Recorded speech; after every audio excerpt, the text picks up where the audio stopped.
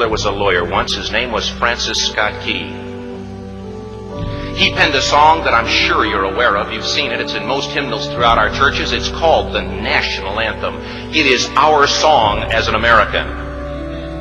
We go, however, to a ball game. We stand in our church services and we sing the words of that song, and they float over our minds and our lips, and we don't even realize what we're singing. Most of us have memorized it as a child, but we've never really thought about what it means. Let me tell you a story. Francis Scott Key was a lawyer in Baltimore. The colonies were engaged in vicious conflict with the mother country, Britain. Because of this conflict and the protractedness of it, they had accumulated prisoners on both sides. The American colonies had prisoners and the British had prisoners. And the American government initiated a move. They went to the British and they said, let us negotiate for the release of these prisoners. They said, we want to send a man out to discuss this with you. They were holding the American prisoners in boats about 1,000 yards offshore. And they said, we want to send a man by the name of Francis Scott Key. He will come out and negotiate to see if we can make a mutual exchange. On the appointed day, in a rowboat, he went out to this boat and he negotiated with the British officials. And they reached a conclusion that men could be exchanged on a one-for-one basis. Francis Scott Key, jubilant with the fact that he'd been successful, went down below in the boats, and what he found was a cargo hold full of humanity, men. And he said, men, I've got news for you tonight. You're free. He said, tonight I have negotiated successfully your return to the colonies. He said, you'll be taken out of this boat, out of this filth, out of your chains. As he went back up on board to arrange for their passage to the shore, the admiral came and he said, we have a slight problem. He said, we will still honor our commitment to release these men, but it'll be merely academic after tonight. It won't matter. And Francis Scott Key said, what do you mean? He said, well, Mr. Key, he said, tonight we have laid an ultimatum upon the colonies. Your people will either capitulate and lay down the colors of that flag that you think so much of, or you see that fort right over there, Fort Henry? He said, we're going to remove it from the face of the earth. He said, how are you going to do that? He said, if you will, scan the horizon of the sea. And as he looked, he could see hundreds of little dots. And he said, that's the entire British war fleet. He said, all of the gunpowder, all of the armament is being called upon to demolish that fort. It will be here within striking distance in a matter of about 2.5 hours. He said, the war is over. These men would be free anyway. He said, you can't shell that fort. He said, that's a large fort. He said, it's full of women and children. He says, it's predominantly not a military fort. He said, don't worry about it. They said, we've left them a way out. And he said, what's that? He said, do you see that flag way up on the rampart? He said, we have told them that if they will lower that flag, the shelling will stop immediately. And we'll know that they've surrendered, and you'll now be under British rule. Francis Scott Key went down below and told the men what was about to happen.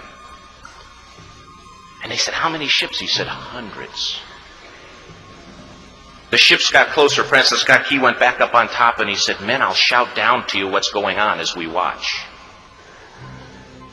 As twilight began to fall, and as the haze hung over the ocean as it does at sunset, suddenly the British war fleet unleashed.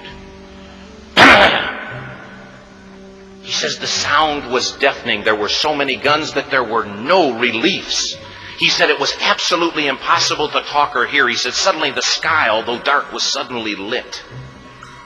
And he says from down below, all he could hear the men, the prisoners, saying was, tell us where the flag is.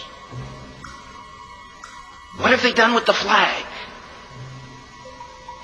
Is the flag still flying over the rampart? Tell us. 1 hour, 2 hours, 3 hours into the shelling. Every time the bomb would explode and it would be close to the flag, they could see the flag in the illuminated red glare of that bomb. And Francis Scott Key would report down to the men below, it's still up. It's not down. The admiral came and he said, "Your people are insane." He said, "What's the matter with them?" He said, "Don't they understand this is an impossible situation?" Francis Scott Key said he remembered what George Washington had said. He said, "The thing that sets the American Christian apart from all other people in the world is he will die on his feet before he'll live on his knees." The admiral said, "We have now instructed all of the guns to focus on the rampart to take that flag down." He said, "We don't understand something. Our reconnaissance tells us that that flag has been hit directly again and again and again, and yet it's still flying. We don't understand that." But he said, "Now we're about to bring every gun for the next 3 hours to bear on that point." Francis Scott Key said the barrage was unmerciful. All that he could hear was the men down below praying. The prayer, "God, keep that flag flying where we last saw it." Sunrise came. He said there was a heavy mist hanging over the land, but the rampart was tall enough. There stood the flag, completely nondescript, in shreds. The flagpole itself was at a crazy angle, but the flag was still at the top. Francis Scott Key went aboard and immediately went into Fort Henry to see what had happened. And what he'd found had happened was that that flagpole and that flag had suffered repetitious direct hits. And when it had fallen,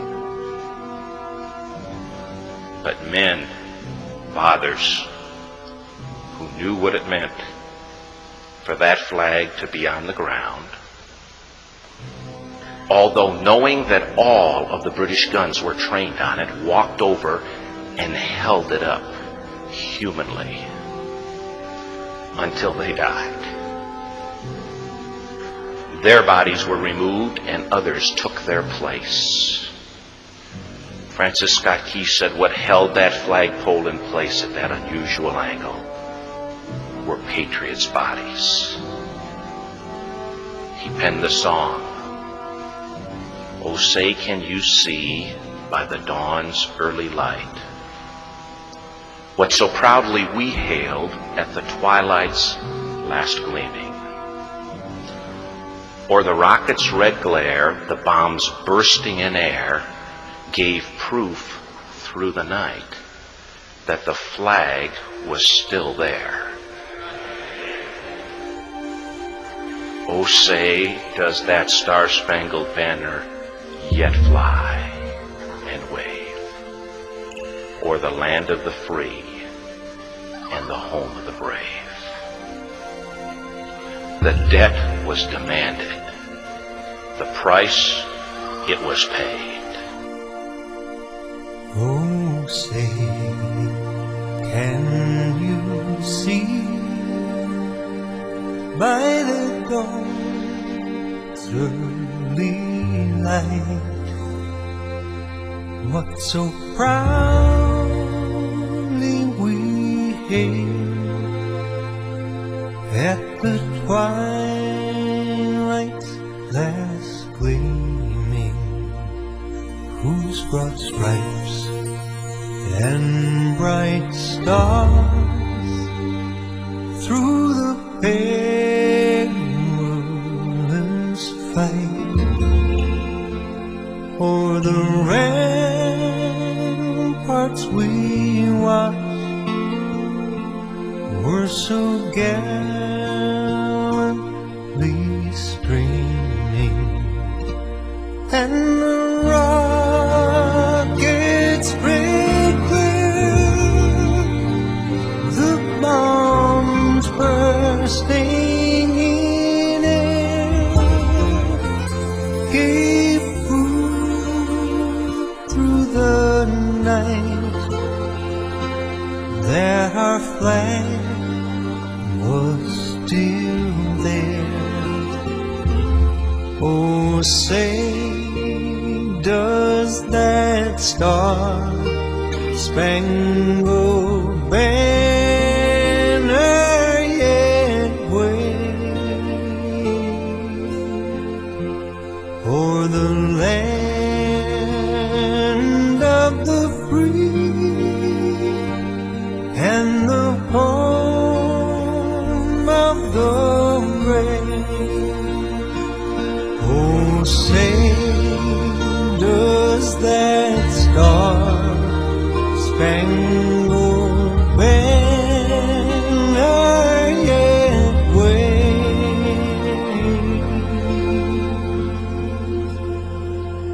o'er the land of the